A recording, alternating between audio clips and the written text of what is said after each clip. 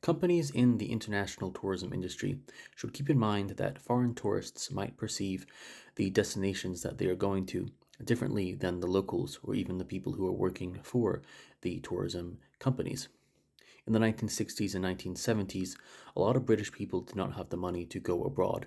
So instead, during the summer, they visited beaches in places like Brighton or Plymouth, or even as far north as Scotland.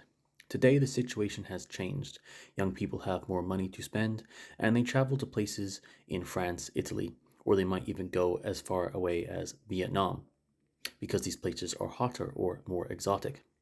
This has hurt some places in the United Kingdom over the past 50 years that used to boast really popular tourism destinations, especially places like Blackpool in northern England.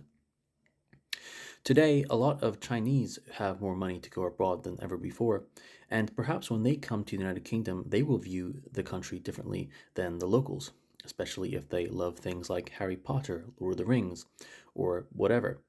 And so, tourism companies should keep this in mind, and they should look back at the history of these places and use them in their marketing to attract foreigners.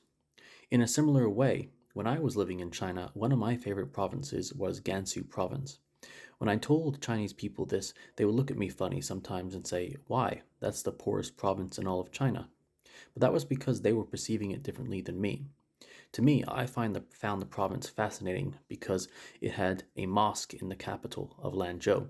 I didn't know back then that there were Muslim Chinese. I also loved the food in Gansu.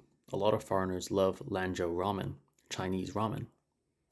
So, once again, if you're in the tourism industry, keep in mind that foreigners will perceive the destinations differently than locals.